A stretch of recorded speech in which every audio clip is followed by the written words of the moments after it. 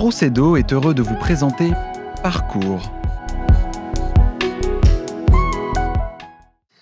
Bonjour à tous, ils sont les garants de la sécurité et de la sûreté des plus grandes entreprises. Ils ont des trajectoires variées, certains se sont formés sur le tas, d'autres sont passés par la police, la gendarmerie ou encore l'armée. En tous les cas, ils viennent dans l'émission Parcours partager leurs expériences inégalables. Aujourd'hui, je reçois du lourd, bien qu'il ait gardé un poids de combat. Il fait partie de ces hommes qu'on aurait aimé avoir pour commandant. Il a dirigé des soldats qu'on respecte plus que tout et a mené avec eux des missions héroïques, dignes des plus grands films de guerre. J'ai l'honneur d'accueillir l'ex-boss des forces spéciales et actuel directeur de la sûreté, des risques et de la gestion de crise du groupe Unibail-Rodamco-Westfield, Christophe Gomard. Bonjour. Bonsoir Alexandre. Merci d'être sur le plateau d'Agnews Sécurité. Vous êtes né le 20 juin 1960. Ça commence à dater. Comme John Taylor, le chanteur du groupe Duran Duran. Comme quoi, une date de naissance, ça ne détermine pas un avenir professionnel, on est bien d'accord. Vous êtes né à Saumur. Est-ce que vous y êtes resté longtemps ? Non, jamais très longtemps, mais je suis revenu. Vous y êtes revenu, effectivement. Donc là, c'était juste quasiment quelques années après votre naissance. Puis après, Même pas, parce que j'ai suivi la carrière de mon père militaire. D'accord. Et à l'époque, il était en Algérie. Donc j'ai suivi ma chère maman. Effectivement, j'étais impossible de décider autre chose. Et à l'époque, nous habitions Lille. D'accord, vous êtes nordiste. Voilà. Et justement, vous y retournerez du côté de Saumur après avoir fait Saint-Cyr, qui est, pour ceux qui ne le savent pas encore, proche de Versailles. À Saumur, vous effectuez l'école d'application de l'arme blindée cavalerie. Vous montez donc déjà à cheval à ce moment-là. Oui, en fait, c'est obligatoire. C'est pas le but de la formation, mais ça en fait partie. Ouais. Puisqu'on considère qu'effectivement, savoir maîtriser un cheval, c'est comme savoir maîtriser une équipe, puisque les réactions d'un cheval, finalement, ne sont pas exactement forcément celles qu'on voudrait initialement, et il faut s'adapter à sa monture pour arriver à lui faire faire ce qu'elle n'a pas forcément envie de faire, mais que nous avons envie de faire faire. D'accord, on est au début des années 80. Absolument. Cette formation dure combien de temps ? Ça dure 1 an à l'école d'application. À l'époque, c'était 2 ans à Saint-Cyr, 1 an à l'école d'application. Aujourd'hui, c'est 3 ans à l'école spéciale militaire de Saint-Cyr et ensuite 1 année toujours à l'école d'application. Où en fait, on apprend les rudiments du combat de la cavalerie, ce qu'on appelle la cavalerie, en fait, l'arme blindée. Donc en fait, le combat en char ou le combat en automitrailleuse.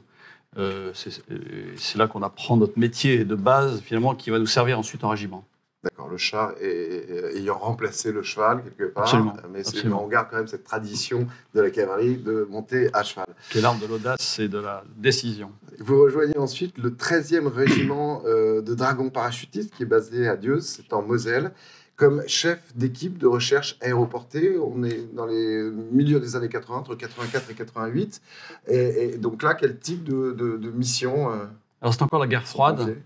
Et la mission, c'est d'aller renseigner sur les arrières ennemis, en fait, de s'infiltrer finalement dans ce qui étaient les armées du pacte de Varsovie, qui devaient normalement, qu'on considérait nous attaquant, et en fait, on se laissait dépasser par ces armées en s'enterrant, et on observait ce qui se passait sur ce qu'on appelle le 2e échelon. Donc en fait, une armée en attaque, c'est un premier échelon qui est au contact, et un 2e échelon, en fait, qui va orienter la manœuvre avec essentiellement les PC. Et l'idée, c'était d'aller détruire les PC adverses, donc potentiellement du pacte de Varsovie. Et pour ça, on s'enterrait pour observer ce qui se passait derrière la première ligne de contact. D'accord, quand vous dites vous enterriez, c'était... On creusait son trou. Réellement. On creusait son trou réellement et on vivait dans nos trous, enterrés et cachés à l'abri des vues et des coups pendant quelques jours, de 1 jour à 10 jours. Voilà.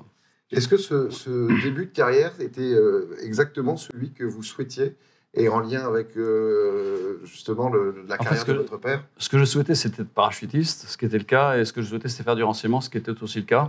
Alors c'est vrai que j'ai suivi mon cher père. Ce qui m'intéressait beaucoup, c'était ce qu'il y avait derrière, c'était le dessous des cartes en fait. Et d'où mon choix de ce régiment un peu particulier, qui ensuite est rentré dans le domaine des forces spéciales, comme un autre régiment de l'armée de terre, comme 2 autres régiments de l'armée de terre. Et donc aujourd'hui, c'est un régiment qui dépend du commandement des opérations spéciales, mais aussi de la direction du renseignement militaire, ce qui fait que en fait, c'est un régiment avec 2 employeurs qui est utilisé soit dans les missions de renseignement, proprement dites, soit des missions de renseignement à fin d'action au profit du commandement des opérations spéciales, donc des forces spéciales. Donc on fait du renseignement à l'époque au sein de ce régiment de dragons, mais il ne fait pas encore partie à cette époque-là des forces spéciales. Non, parce qu'en fait, les forces spéciales sont créées en 1992, après la première guerre du Golfe, où 2 entités sont créées par Pierre Jox, alors ministre de la Défense. la direction du renseignement militaire et le commandement des opérations spéciales. En fait, on s'est aperçu que l'armée française, finalement, lors de cette première guerre du Golfe, elle avait des atouts, mais qu'il lui en manquait, et que l'un de ces atouts qui lui manquait, c'était le renseignement militaire, donc avec une vraie vocation de recherche du renseignement et d'analyse et d'exploitation, et également des forces spéciales avec un commandement unique. D'accord. Et ça, donc cette période dure combien de temps exactement ? Pour moi, je suis lieutenant, c'est la carrière d'un officier. En fait, c'est des temps en unité de combat et des temps en école et des temps de formation et des temps en état-major. En fait. Donc, en fait, on est amené à bouger tous les 2, 3 ou 4 ans et à changer d'affectation. Donc, effectivement, après ce temps de régiment, j'étais instructeur en école, donc à l'Académie militaire de Saint-Cyr d'école à Couët-Quidan, puis de Saint-Cyr, oui. Et puis ensuite, j'ai commandé un escadron de chars, puisqu'il fallait compléter mon panel de compétences. Et j'ai donc été affecté à Verdun. J'ai commandé 17 chars MX-30B2, qui était le char de combat, char de bataille de l'armée française à ce moment-là. C'est le moment au début de la guerre de Yougoslavie.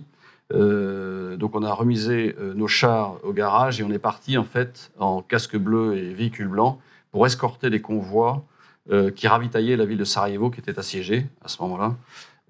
Et donc j'escortais les convois entre Belgrade, où j'étais implanté, et la ville de Sarajevo. Et des convois qui venaient de Zagreb en Croatie, qui passaient par Belgrade en Serbie et qui rejoignaient Sarajevo.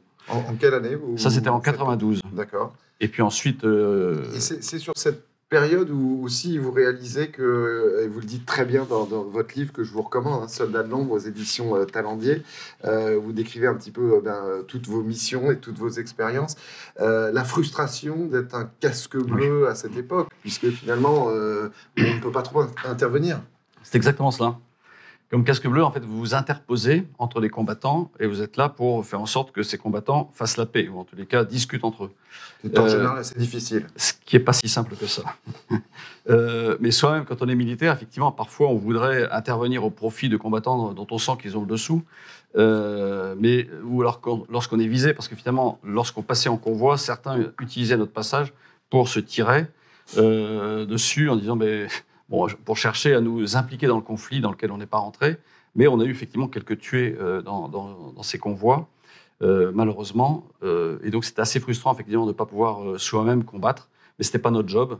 Notre job était, effectivement, de protéger les populations et de tenter de séparer les combattants. Et c'est à cette époque que Jacques Chirac tape du poing sur la table ? Non, celui qui intervient sur la table, c'est un peu plus tard, Jacques Chirac, c'est en 1995. Celui qui intervient à ce moment-là, c'était François Mitterrand, qui va visiter la ville de Sarajevo, et qui, à la grande surprise de tout le monde, il avait été précédé en cela par Bernard-Henri Lévy, que j'avais escorté dans un de mes convois, qui avait été bloqué dans la ville de Palais pendant toute une nuit, où effectivement, ça avait canonné de toutes parts, et ce qui fera dire à M. Douste-Blazy, qui était à l'époque maire de Lourdes, il a fait dire, c'est la première fois que je me réveille au son du canon. De fait, comme ça avait tonné absolument toute la nuit, c'était assez impressionnant, c'était pas un orage, c'était des obus qui tombaient. Et ensuite, Jacques Chirac, c'est en 1995, lorsqu'effectivement des casques bleus ont été faits prisonniers ou pris en otage, j'allais dire. Et Jacques Chirac, absolument. Et Jacques Chirac avait dit, ça suffit, ils ont des armes, qu'ils les utilisent. Et c'est l'affaire du pont de Verbania, dans laquelle effectivement des soldats français casques bleus montent à l'assaut du pont, reprennent le pont aux forces serbes, et c'est la fin des casques bleus français finalement en opération. Et à ce moment-là, moi, je reviens en casque non bleu. Mais bleu, blanc, rouge, en tout cas. En tous les cas, en casque kaki avec le drapeau bleu, blanc, rouge sur la manche, et en tant que soldat français pour effectivement arrêter l'encerclement de Sarajevo par les forces serbes. Là, on est en quelle année ? 95. 95. Vous passez chef du bureau d'opération de 97 à 99. Oui. En quoi ça consiste d'être chef de bureau opération ? Ça paraît assez comme ça nébuleux. En fait, c'est celui qui monte. Donc là, je suis affecté effectivement au 13e régiment de dragons parachutistes comme chef du bureau opération, c'est-à-dire celui qui monte les opérations et celui qui est responsable de l'entraînement, de la formation des équipes de recherche et des détachements de ce 13e RDP, de rentrer depuis dans le monde des forces spéciales, puisque le COS a été créé, le commandement des opérations spéciales a été créé en 92, et donc nous sommes 5 ans après. Et donc il s'agit d'un dialogue avec ce commandement des opérations spéciales pour savoir si nos gens sont bien formés, si ça correspond à leurs attentes, et de monter ensuite les gens d'opération, les envoyer en opération sur les théâtres d'opération du moment qui étaient essentiellement un peu l'Afrique, l'ex-Yougoslavie, dans laquelle effectivement les soldats du 13 sont intervenus de nombreuses reprises. Donc là, pendant 2 ans, vous êtes sur le terrain, mais vous n'êtes plus sur le front. Exactement. Je fais partie de ce qu'on appelle l'état-major d'un régiment, donc ceux qui sont chargés de concevoir de penser en réalité, et de concevoir pour qu'ensuite ça soit appliqué et exécuté sur le terrain. D'accord. Mais le front, ça vous manque? En réalité, on y va souvent parce qu'on va voir les gens sur le terrain, soi-même. Alors évidemment, on n'est pas avec un fusil entre les mains, même si on garde quand même un pistolet au côté, si c'est celui de se défendre. Mais oui, mais c'est différent. Mais en fait, en vieillissant, finalement, en prenant de l'âge, les passions de jeunesse diffèrent et j'allais dire, c'est de nouveau une nouvelle satisfaction, une nouvelle façon de voir les choses, une nouvelle façon de faire la guerre. Oui, et puis c'est un autre management. Absolument. Sur le terrain, vous y êtes retourné finalement en 2003 quand vous devenez chef de corps de la 13e RDP? Alors, quand je deviens chef de corps, en fait, chef de corps, le 13e RDP, c'est quoi? C'est un régiment entre 800 et 1000 hommes, ça dépend des périodes. On va dire 1000 hommes, dans lesquels on a X équipes de recherche et qui sont envoyées en opération. 2003-2005, ça sera le début de l'intervention en Afghanistan par les forces armées françaises. Et effectivement, le 13 enverra un certain nombre d'équipes de recherche en Afghanistan, ce qui me donnera l'occasion d'y aller à plusieurs reprises et de devenir chef d'un groupement de forces spéciales en Afghanistan en 2006. Et notre objet était de monter des embuscades. Donc effectivement, là, je suis retourné vraiment sur le terrain. Mais c'est la vie d'un officier, c'est du temps sur le terrain, du temps en état-major, du temps en formation. Ce qui permet, on ne s'ennuie jamais finalement. On essaie de dormir un petit peu entre les trois. Justement, en 2006, donc vous dirigez ce groupement de forces spéciales en Afghanistan. Quelle était la situation à l'époque pour se rappeler un petit peu? Alors 2006, en réalité, les Américains recherchaient Ben Laden, qui avait causé les attentats du 11 septembre 2001. Et nous étions dans une zone sous commandement américain, dans la zone de Kandahar. Et la zone de Kandahar, en fait, est une zone qui était dans laquelle les talibans passaient pour rejoindre le Pakistan voisin, allaient s'approvisionner en armes, en munitions, et revenaient en Afghanistan pour aller mener les embuscades contre les forces de la coalition qui étaient sur place. Et notre job, en tant que groupement de forces spéciales, c'était de monter les embuscades pour détruire les capacités adverses, donc talibans. D'accord. Et en termes de management, justement, de ces hommes des forces spéciales, on sait qu'ils savent qu'ils peuvent y laisser leur vie. Comment on manage ça? J'imagine que c'est très différent des entraînements que vous faisiez précédemment. Bien sûr. Un soldat, quand il s'engage, sait qu'à un moment donné, s'il est engagé en opération, le risque est qu'il perde la vie. Et le risque également, il est là pour éventuellement donner la mort. Et lui, le risque inverse, c'est qu'il perde la vie. Évidemment, ce sont tous des volontaires, mais lorsque la mort arrive, effectivement, tout le monde est, sous le choc, dans la tristesse. Et la difficulté, c'est de remotiver les gens pour retourner au combat, j'allais dire. Mais bien souvent, c'est des gens qui sont bien formés, bien entraînés, qui ont fait de multiples exercices d'entraînement, qui ont déjà derrière eux pas mal d'opérations. Mais malgré ça, la difficulté est de remotiver des gens dont leur camarade ou leur ami a été tué sous leurs yeux quelques jours, voire quelques heures avant. C'est la plus grande difficulté d'un chef. Il faut que le chef soit à la même hauteur que ses hommes, qu'il montre l'exemple et qu'il prenne des risques. Si jamais il faut montrer que le chef prend également des risques. On a toujours l'impression que le chef est le planqué. Le chef n'est jamais le planqué. Le chef, il est là pour penser, il est là pour analyser, il est là pour décider. La vraie difficulté, c'est de décider, d'envoyer des gens. Donc il y a forcément un lien de confiance qui s'établit entre les soldats, j'allais dire, et le chef. Cette confiance est établie parce que on se connaît, c'est un petit milieu, le monde des forces spéciales. On est passé par les mêmes stages, les mêmes formations. Donc, j'allais dire, il y a une certaine confiance naturelle qui s'est établie parce que les gens se connaissent bien. Et ce lien de confiance est absolument essentiel dans le cadre d'opérations un peu compliquées et risquées. Est-ce que vous avez une formation particulière en psycho, justement, pour gérer ça, pour éviter peut-être un peu de culpabilité parfois Non, mais dans les périodes de formation qui ont été les miennes, on apprend effectivement à commander. Dans le civil, on va dire manager, mais dans le monde militaire, on va parler de commander. Et un chef est là pour commander, donc pour décider. Vous savez, on dit souvent choix égale chef. Mais c'est vrai qu'on tient compte de la vie de ces hommes. Ce qui est très intéressant dans le monde des forces spéciales, c'est qu'on croit beaucoup également au bottom-up. C'est-à-dire, en fait, ce qui vient de l'idée vient d'en bas, est intéressant à analyser et à prendre en compte. C'est pas toujours du top-down. L'armée, on a l'impression que c'est du... Non, en fait, c'est un dialogue. Et il est évident qu'il est important d'avoir ce dialogue entre les gens qui sont sur le terrain et le chef qui va décider et qui va monter l'opération. Et ce dialogue, à la fin, il y a un chef qui décide. C'est comme ça que... Et les gens exécutent. Et s'ils ne sont pas d'accord, ils vont faire notre métier. Quels sont Les plus tristes souvenirs de ce que vous avez vécu dans ces missions difficiles à l'époque? Les moments les plus tristes, c'est quand j'ai perdu des hommes, en particulier en Afghanistan, qui était un jeune. Ils sont jeunes en général, donc C'est quoi la moyenne d'âge? il y a 30 ans, D'accord. ouais. Voire parfois moins. Ils sont parfois mariés et pères Oui, de oui. famille. Alors, lui, c'était un père de 2 jeunes enfants qui est décédé. Bon, il a pris une balle, j'allais dire, qui a arraché les gros vaisseaux, donc en fait, il est mort pratiquement directement. Et quand j'en ai perdu d'autres au Mali, etc., c'est un moment très triste parce qu'on sait qu'on en a l'ordre d'y aller et que la responsabilité nous incombe en tant que chef. Bien sûr, au sommet de l'État, c'est le chef des armées qui a décidé de l'opération, enfin, qui a décidé d'envoyer des forces armées. On se sent responsable, mais en même temps, c'est la loi de la guerre, entre guillemets. C'est-à-dire qu'on va tuer des gens et en retour, on peut être tué. Et ce qui était le cas. Donc ça, c'est les moments effectivement les plus tristes que j'ai connus, c'est de perdre des hommes. Et j'ai toujours une pensée d'ailleurs pour eux, très régulièrement. Continuellement, Ouais. bien sûr. On se dit que avec les nouvelles technologies, les pays occidentaux, justement, devraient aujourd'hui ne plus quasiment avoir de morts sur le terrain face à des pays qui ne sont pas à la pointe en termes de technologie. Est-ce qu'à l'époque, justement, déjà, vous utilisiez des nouvelles technologies qui vous ont aidé, qui ont fait que peut-être vous avez eu moins de morts dans vos rangs? Vous savez, quand on prend le nombre de morts, la Première Guerre mondiale, c'est 1000 morts par jour en moyenne. La Seconde Guerre mondiale, c'est 100 morts par jour. La guerre d'Algérie, c'est 10 morts par jour. Et aujourd'hui, quand on en a un, c'est moins d'un par jour, fort heureusement. Ça ne veut pas dire que c'est la guerre zéro mort pour les troupes occidentales. Quand on va sur le terrain et qu'on s'affronte à quelqu'un qui tire, on prend les mêmes risques que lui, j'allais dire. Ce qui nous différencie fortement, effectivement, c'est de disposer de moyens techniques de renseignement très sophistiqués. Ce qui nous différencie, c'est une aviation très sophistiquée.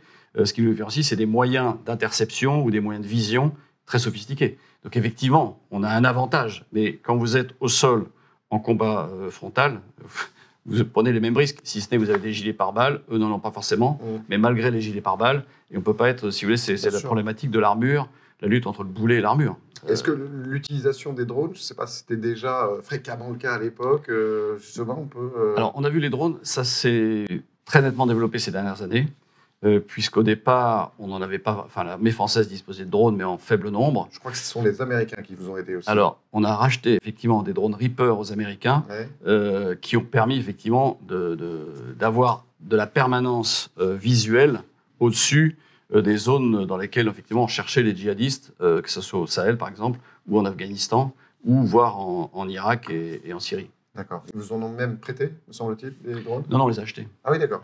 Non, après, oui, là vous avez raison, c'est que quand je suis allé voir mon homologue, l'amiral Bill McRaven, en disant il m'a dit de quoi tu as besoin, Christophe? Je lui ai dit peut-être de drones.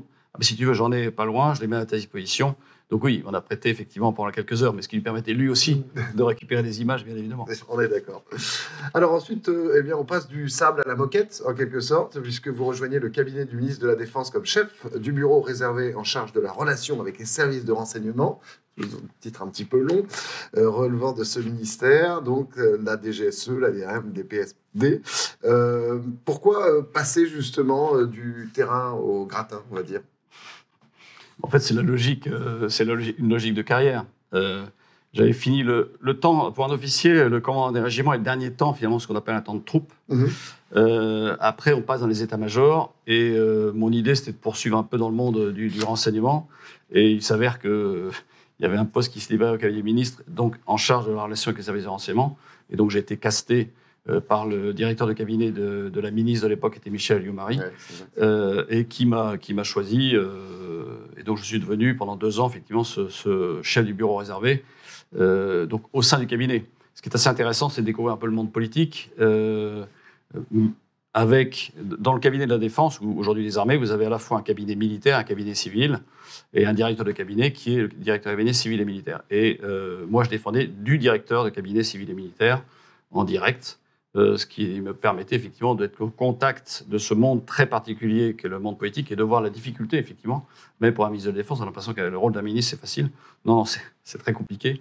Bien sûr, il y a un cabinet autour de lui qui est là pour le conseiller et l'aider. Mais en réalité, c'est un monde très très complexe. C'est deux mondes différents, justement. Le monde militaire, le monde politique, confrontation qui est parfois un peu difficile. Mais qui est importante parce que dès lors qu'on veut former des futurs décideurs de l'armée française, le fait de passer en cabinet ministériel est assez important, justement, pour avoir des contacts. Ça permet de voir comment ça fonctionne, ça permet de se créer effectivement un réseau, parce que dans notre monde, beaucoup de choses fonctionnent en réseau. Ça permet de se confronter à la réalité de ce monde politique qui est le monde qui décide. Le monde militaire n'est pas...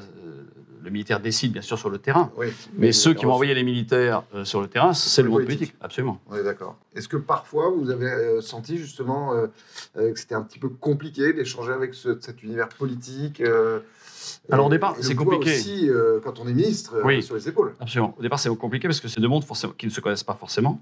Le monde civil qui est là, les conseillers ne connaissent pas forcément le monde militaire, et les militaires qui sont là ne connaissent pas forcément le monde civil, les conseillers, que ce soit le conseiller diplomatique, le conseiller, j'allais dire, armement, fonction publique, ou que sais-je, ou conseiller social.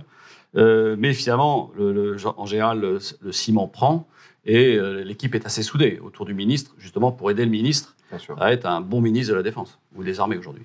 Et justement, vos missions diffèrent de celles que vous aviez sur le terrain, là. Est-ce qu'il y a... Ça n'a rien à voir. Alors, comment on apprend, comment on s'adapte Alors, j'ai eu la chance d'avoir des adjoints qui étaient là depuis 1 ou 2 ans. D'accord. Et effectivement, il faut s'appuyer sur ces adjoints qui connaissent déjà le job. Et puis ensuite, j'ai changé de ministre. Donc, il y a une nouvelle équipe qui est arrivée. Donc, c'est plus facile, puisque là, on devient l'ancien. Le cabinet militaire reste, en général, quand il y a un changement de ministre. Donc, c'est plus facile, puisque c'est nous qui allons aider les conseillers civils à connaître leur job et savoir ce qu'il faut faire. Dans le cas des relations avec les ministères des armées étrangères, dans le cas des relations au sein de l'OTAN, dans le cas des relations au sein de l'Union européenne, etc., etc. Donc oui, c'est un monde passionnant. Vous changez quelque part de logement en 2008, vous passez au logement numéro 1, à la création de la coordination nationale du renseignement. Vous rejoignez donc l'Élysée comme adjoint du coordonnateur national du renseignement. Ça va durer 3-4 ans.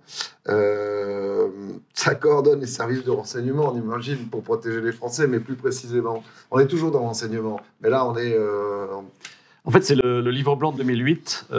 Lorsque le président Nicolas Sarkozy arrive au pouvoir, il décide d'avoir un livre blanc sur la défense et la sécurité nationale. Et ce livre blanc étudie la possibilité d'avoir un coordonnateur national du renseignement qui est mis en place. Donc, Nicolas Sarkozy est élu en mai 2007, et cette coordination est mise en place 1 an après, en juillet 2008. Et autour de Bernard Bajolet, qui est ce premier coordonnateur, il y a quelqu'un qui est issu du ministère de la Défense, moi-même, quelqu'un issu du ministère de l'Intérieur, et quelqu'un qui est issu plus ou moins du ministère de l'Économie. Parce qu'en fait, il cherchait à avoir 3 experts. Et c'est ce qui a été fait. Et le rôle, effectivement, c'était de coordonner les services.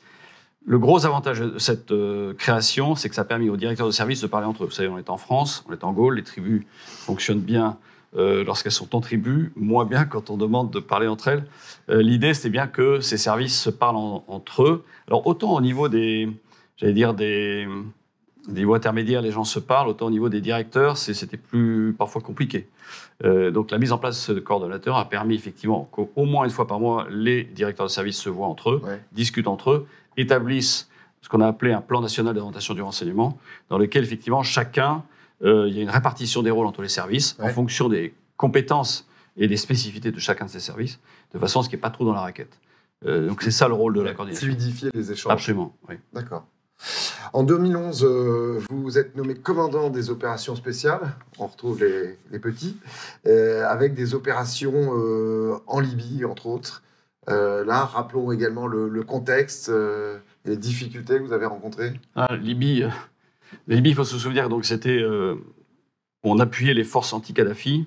Donc il y avait quelques conseillers sur le terrain qui étaient chargés en fait, de faire appliquer des feux sur les forces Kadhafi. Donc au départ, c'était les avions, puis ensuite des hélicoptères, et d'essayer d'organiser la défense anti-Kadhafi face aux forces pro-Kadhafi. C'était ça l'objet. Ça a duré un peu plus de temps que prévu, parce qu'on imaginait que ça se terminerait un 14 juillet, mais non, ça a duré un peu plus de temps. Mais finalement, la victoire est arrivée, et on s'est retiré. Mais quand on voit les conséquences d'aujourd'hui, effectivement, elles sont pas... C'est la question que j'allais vous poser. Elles sont compliquées, et on voit bien que ça... en fait, comment régner Kadhafi ? Kadhafi, il n'y avait pas de gouvernement libyen. Kadhafi régnait à partir, en s'appuyant sur les tribus. Mais quand les tribus, finalement, ont été un peu sans job, finalement, certaines d'entre elles sont reparties vers le sud, et en particulier vers le nord du Mali. Et ce sont ces Katiba ou ces tribus qui ont fini par aller prendre la route de Bamako. Et c'est comme ça que l'armée française intervient le 11 janvier 2013 pour arrêter ces djihadistes qui descendaient vers Bamako, sans doute pour prendre le pouvoir. Mais on voit bien les conséquences. Et donc, il y a eu des trafics d'armes, des trafics de population. Quand on voit Libye, tous les migrants qui meurent en Méditerranée passent tous par la Libye. Et donc, tous les trafiquants d'êtres humains, j'allais dire les nouveaux esclavagistes, sont en Libye. Font travailler ces gens-là, leur font payer des sommes folles pour qu'ils leur payent une soi-disant traversée de la Méditerranée et les mettent sur des bateaux. Dans quelles conditions voilà. Et donc, oui, les conséquences sont effectivement majeures pour la stabilité de la région, qui n'est toujours pas instable, comme chacun le sait aujourd'hui, malheureusement. Je passe directement. Votre vie est un roman. Hein, on pourrait faire 3 heures ensemble pour tout détailler. De 2013 à 2017, directeur du renseignement militaire, direction dans laquelle vous avez déjà servi de 99 à 2003. La situation avait justement beaucoup changé par rapport à cette période précédente. Oui, 2013, c'est donc les forces spéciales interviennent au Mali en 2013. Et donc 2013, l'opération Serval va devenir l'opération Barkhane. C'est également on a également des militaires français qui participent à l'opération en Irak, en appui des Kurdes face aux djihadistes de Daesh. Donc voilà un peu donc la situation au Levant, en Afrique, est assez compliquée. Le rôle de la direction du renseignement militaire, c'est d'appuyer les opérations militaires et donc d'éclairer les chefs militaires qui vont planifier les opérations. Mais également éclairer le ministre de la Défense, puisque le DRM est le conseiller renseignement d'intérêt militaire du ministre, et à la fois la direction du renseignement militaire relève du chef d'état-major des armées, et donc est à la main du chef d'état-major des armées. Et l'idée, c'est bien d'éclairer à partir des multiples capteurs dont dispose la DRM, c'est de satellites, de capacités d'interception, de recherche sur le net et de sources humaines, donc de rechercher du renseignement qui est ensuite exploité, analysé, recoupé et diffusé vers les gens qui posent des questions. Et on appuie également les opérations militaires sur le terrain, au Sahel en particulier. Donc, quelque part, d'informer le mieux possible votre successeur à la tête des forces spéciales. Absolument, c'est exactement ça. Et alors, le grand saut se fait en 2017 pour passer dans le privé.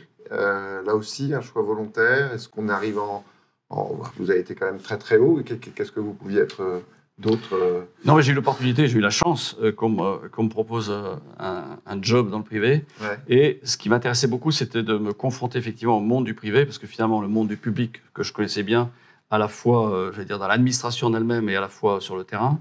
Et finalement, ça m'a permis de découvrir le monde du privé. Et je remercie encore Unibail-Rodamco-Westfield de m'avoir recruté, de façon à voir ce qu'était ce monde du privé. Et le monde des centres commerciaux, puisque Unibail-Rodamco-Westfield est propriétaire de centres commerciaux, Ouais. c'est un lien direct avec toute la population, parce que pratiquement tout le monde va dans les centres commerciaux. Et donc, c'est ça qui m'intéressait. Et m'occuper de la sûreté de ces centres, c'est continuer, enfin, j'avais une espèce de continuum, finalement, entre sécurité publique ou étatique et sécurité privée, au sens où on protège les citoyens, ou j'allais dire que ce soit en France ou en Europe ou aux États-Unis, puisqu'on a des centres commerciaux dans 12 pays européens et plus les États-Unis. De protéger finalement les gens qui viennent naturellement faire leurs courses ou qui viennent se balader dans nos centres, qui viennent se divertir dans nos centres. Alors, on imagine bien ce que votre expertise peut apporter au privé, peut-être un peu moins bien ce que vous devez appréhender comme nouvelles charges, comme nouvelles missions qui sont vraiment très liées au privé et peut-être beaucoup moins au public. Alors, c'est vrai que quand je suis arrivé, c'était un peu un choc culturel pour moi, mais je reconnais que l'accueil a été très, très favorable et très chaleureux et très aidant. Ouais. Et j'ai eu la chance d'avoir un directeur sûreté qui s'occupait de la France, qui m'a bien aidé effectivement à atterrir, j'allais dire, de manière convenable pour le parachutiste que j'étais. Et ça m'a permis effectivement de bien comprendre l'entreprise, parce que dès qu'on vous parle de ROI, je ne sais pas très bien ce que vous voulez dire ROI, il y avait tas de nouveaux acronymes qui pour moi étaient effectivement très nouveaux. Mais je crois qu'au bout de quelques mois, je me suis vraiment plongé dans l'entreprise. Et je vois bien comment aujourd'hui fonctionne une entreprise privée. Alors bien sûr, je ne suis pas dans les opérations de l'entreprise, je suis plus dans la partie soutien et la partie appui. C'est-à-dire qu'en fait, je suis dans la partie soutien, c'est-à-dire que la partie sûreté permet le business. S'il n'y a pas de sûreté, il n'y aurait pas de business. Mais je ne suis pas dans le business en lui-même. Ouais. Donc ça ne peut pas être frustrant. J'estime que ça n'est pas frustrant et moi, j'estime que j'ai de la chance de pouvoir faire ce job. Les ex-militaires, c'est vraiment un plus, justement, pour le secteur privé? Je pense que c'est un plus dans la mesure où je pense que les qualités de militaires sont la capacité d'adaptation, je dirais la fidélité à l'entreprise, parce que finalement, on fait partie d'une équipe et on est assez fidèle à cette équipe. Et c'est une intelligence de situation qui est très travaillée parce qu'effectivement, on apprend à réagir vite face à une crise. Et je crois que c'est ce que les entreprises peuvent trouver chez un militaire. Vous avez reçu moult récompenses. Je ne vais pas toutes les citer, mais déjà quelques-unes. Commandeur de la Légion d'honneur, commandeur de l'Ordre national du mérite, 2 citations à la Croix de la valeur militaire, une récompense américaine, une récompense venant du Mali, mais également allemande. Ça fait quoi de recevoir autant de récompenses? Entre nous, sur le temps de la plaisanterie, on dit que ce sont des témoins d'usure. C'est du poids sur la veste. C'est-à-dire que quand on est jeune, on n'en a pas, et quand on part, on en a beaucoup. Mais non, mais ce sont pour moi, ce sont des souvenirs, effectivement. C'est une reconnaissance de la nation vis-à-vis de ce que j'ai fait pour elle, à travers les ordres nationaux comme Légion d'honneur ou l'Ordre national du mérite. Le reste, ce sont des reconnaissances étrangères pour ce que j'ai fait également, que ce soit avec les Américains, les Maliens, ou même les Allemands. C'est ça que ça représente, en fait. C'est plus... Un militaire, en fait, quand il regarde un autre, il sait tout de suite qui est la personne en face, uniquement, bon, bien sûr par les galons, mais par les insignes de régiment, par les brevets et par les décorations. C'est-à-dire qu'on sait qui est le bonhomme en réalité, en un regard. Tout de suite. Alors que quand on est dans le monde civil, rien n'est affiché et il faut essayer de découvrir. C'est la connaissance réciproque est plus longue. Ça représente quelque chose pour votre famille, vos enfants? Ah, je crois. Ouais. Oui, je crois. Oui.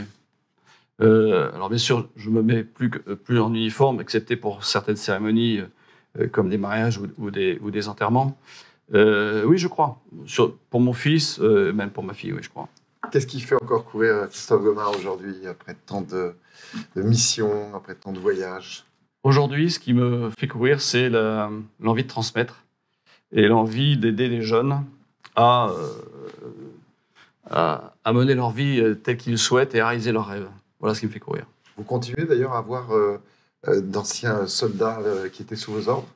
Alors certains m'écrivent, certains viennent me voir parce qu'ils cherchent un job dans le civil, ils cherchent à se reconvertir. Oui, on a. Ce sont des liens familiaux, ça, avec les anciens, nos anciens subordonnés, voire avec nos anciens chefs. Il y a des vrais liens d'amitié qui se créent. On a l'impression que l'armée, c'est très rigide. C'est tout sauf rigide en réalité. Et quand on connaît bien l'intérieur, c'est quelque chose d'assez souple, c'est quelque chose qui peut devenir très familial. Merci beaucoup, Christophe Gomard. Je vous en prie. Je vous recommande, si vous voulez en savoir plus, de dévorer le livre de Christophe Gomard. Ça s'appelle « Soldats de l'ombre » et c'est aux éditions Talendier. Voilà, merci à nos forces spéciales, à nous, c'est la Dream Team Agora, à la préparation et à la production de cette émission. Je vous dis à très vite. En attendant, prenez soin de vous. Procedo a été heureux de vous présenter Parcours.